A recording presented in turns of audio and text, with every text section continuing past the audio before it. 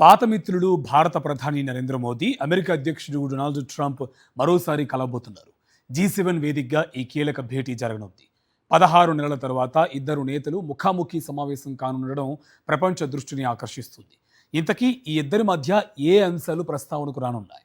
ఫ్రాన్స్లో జరిగే G7 సదస్సు సందర్భంగా ప్రధాని మోదీ, అమెరికా అధ్యక్షుడు ట్రంప్ మధ్య ద్వైపాక్షిక చర్చలు జరగనున్నాయి. ఈ భేటీలో భారత్ అమెరికా వాణిజ్య సంబంధాలు ప్రధానంగా చర్చకు వచ్చే అవకాశం ఉంది. అయితే ఈ సమావేశంలోనే ట్రేడ్ డీల్ ఫైనల్ అయ్యే అవకాశం లేదని అమెరికా అధికారులు చెబుతున్నారు. టారిఫ్లు, పెట్టుబడులు, ఇంధన భద్రత, వీసాల అంశాలు కూడా ఎజెండాలో ఉండే అవకాశం ఉంది.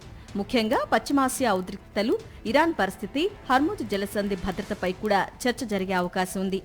ఇటీవల ఓమన్ తీరంలో భారత నావికుల మరణాల తర్వాత అమెరికా నౌకాదళ చర్యలపై భారత్ ఆందోళన వ్యక్తం చేసింది. భారత నౌకలపై అమెరికా సైన్యం వరుస దాడులు చేసింది. 3 నావికుల్ని బలి తీసుకుంది. ఈ అంశం కూడా ప్రస్తావనకు వచ్చే అవకాశం ఉంది. ఈ నేపథ్యంలో మోదీ ట్రంప్ భేటీకి మరింత ప్రాధాన్యం ఏర్పడింది. మొత్తంగా చూస్తే G7లో మోదీ ట్రంప్ భేటీ కేవలం మర్యాదపూర్వక సమావేశంగా చూడకూడదంటున్నారు.